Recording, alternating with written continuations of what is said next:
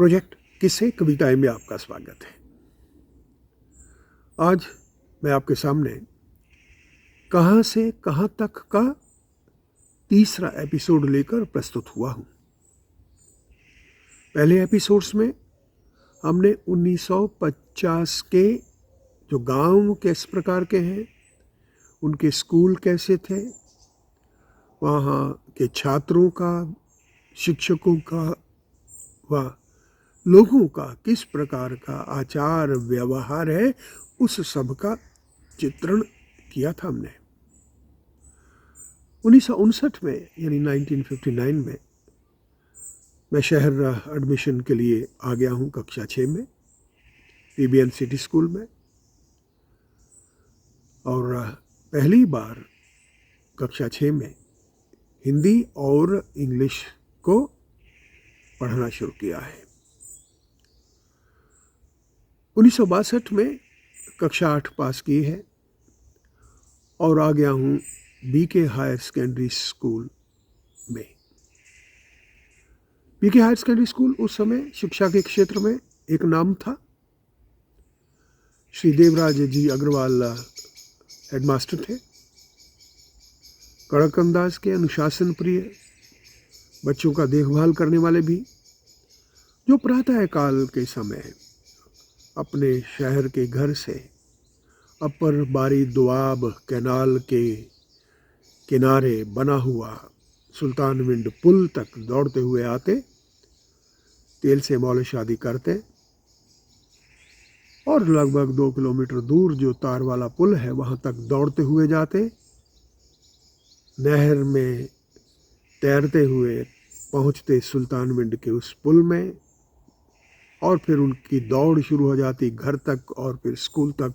हमारे पहुंचने से पहले ही वे मुख्य गेट पर होते हैं, और उनकी वह जो कड़क अंदाज है बोलने का, जब कभी वो विद्यार्थियों को एक जगह इकट्ठे देखते, चलिए चलिए चलिए, ये क्या हो रहा है। आप कल्पना कर सकते हैं किस प्रकार का व्यक्तित्व रहा होगा, आकर्षक। राष्ट्रपति पुरस्कार से उन्हें नवाजा गया था। 1964 में कक्षा 10 यानी हायर सेकेंडरी पार्ट 1 मैंने किया था। हायर सेकेंडरी पार्ट 2 क्लास 11 1965 में। कल्पना कीजिए, पंजाब एजुकेशन बोर्ड नहीं था तब। 10th और 11th भी हम लोगों की पंजाब यूनिवर्सिटी से संपन्न हुई है। लाखों की संख्या में विद्यार्थी बैठते उसमें। तब हरियाणा व हिमाचल नहीं बने थे, 1966 में अलग हुए हैं अब पंजाब से। कल्पना कीजिए उस समय के पंजाब की कितना बड़ा था, और कल्पना कीजिए पंजाब की 1947 से पहले, क्योंकि तब के पाकिस्तान का बहुत सारा हिस्सा जो है पंजाब का, पंजाब के साथ मिला हुआ था, एक पंजाब था वह। और रिजल्ट्स कैसे थे? आज की तरह से 100% रिजल्ट्स नहीं थे। आज 90% आने पर भी विद्यार्थी जो है वो संतुष्ट नहीं होता। तब 20-25% रिजल्ट आता था, 20-25% विद्यार्थी ही पास हो पाते थे। और जब कभी रिजल्ट आता था, न्यूज़पेपर में रात के समय लाइनें लगती थीं रिजल्ट देखने की। सौभाग्यशाली थे हमने उन दिनों उस 20-25% पास होने वाले विद्यार्थियों में अपना नाम भी लिखाया था। यदि किसी के 60% आ जाते फर्स्ट क्लास, तो उस छात्र की जिले में कोई ना कोई पोजीशन होती।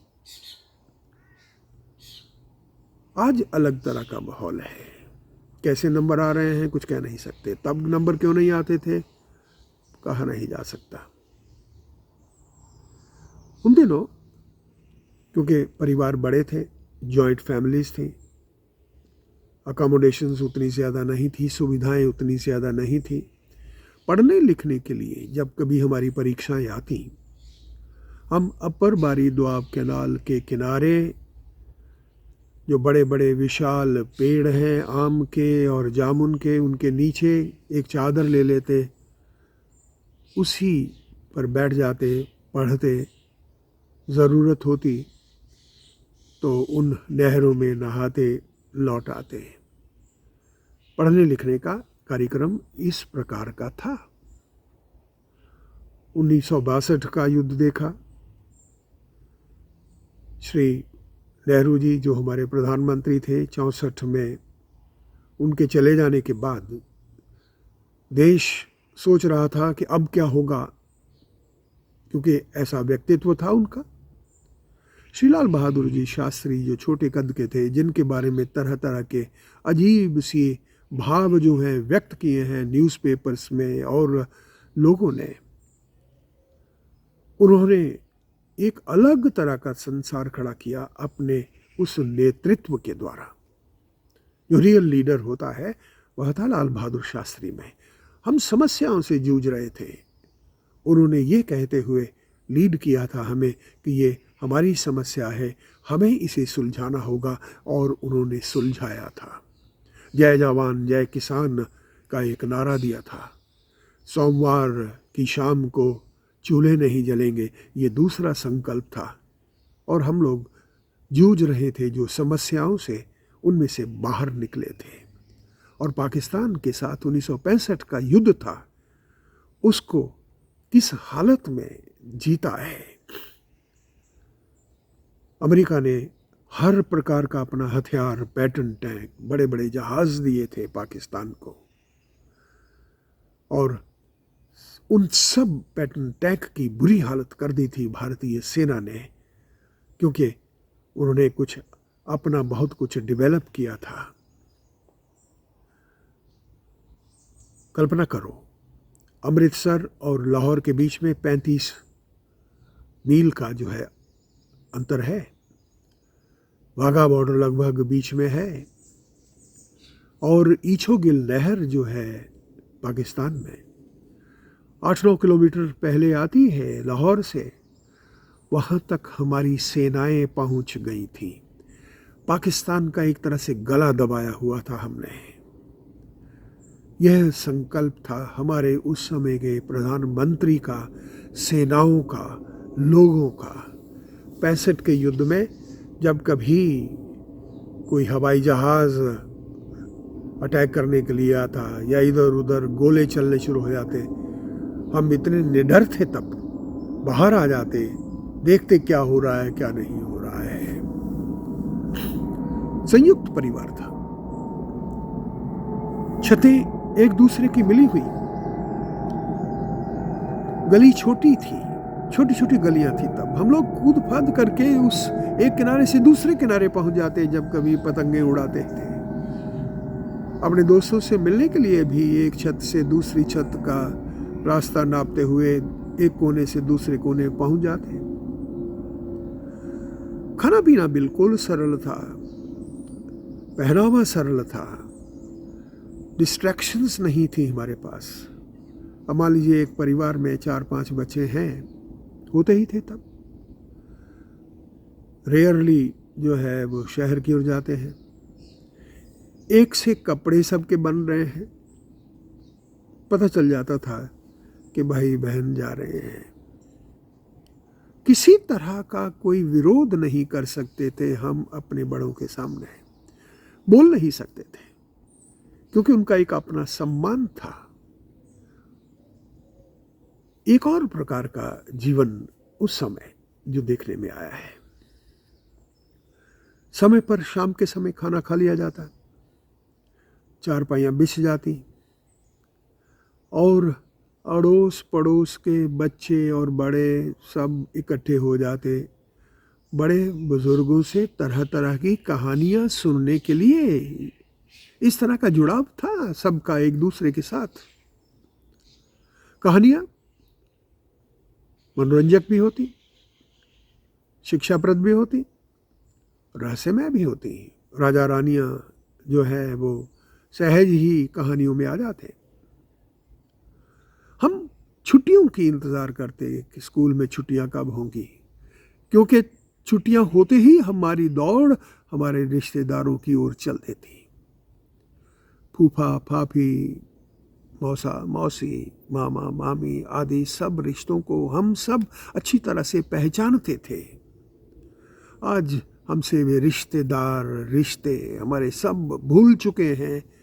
हम एकाकी हो गए हैं, बिल्कुल एकाकी।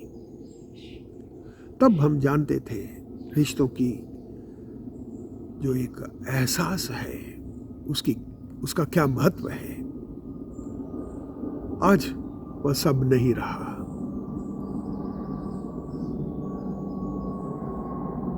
आज क्या है? डिस्ट्रैक्शंस है, क्योंकि तब टेलीविजन था नहीं, मोबाइल था नहीं, और टेलीफोन नहीं था।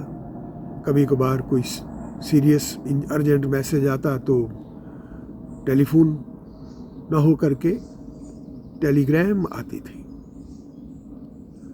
खत लिखते थे हम लोग। अच्छा सुंदर लिखने पर जोर दिया जाता था। मोतियों की तरह होती थी हमारी वो जो लिखावट है। आज परवाह नहीं है, समय नहीं है बच्चों के पास, किसी के पास। जैसे एक रस्म निभा रहे हैं लिखने पढ़ने की, इसके अतिरिक्त और कुछ नहीं। रिश्तों सरल जमाना है।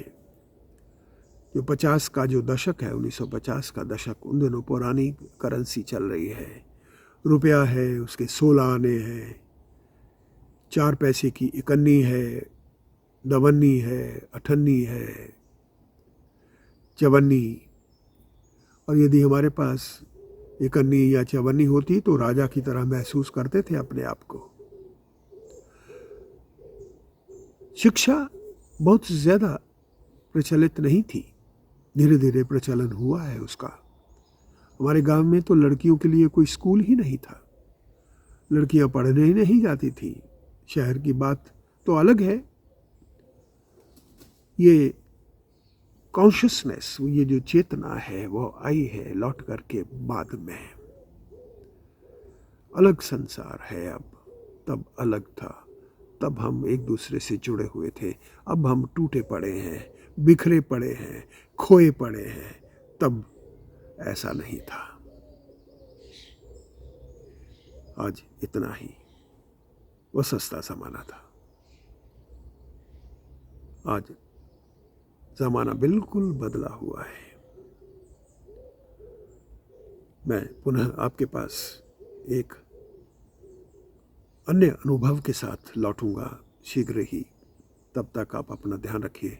आपका बहुत बहुत धन्यवाद।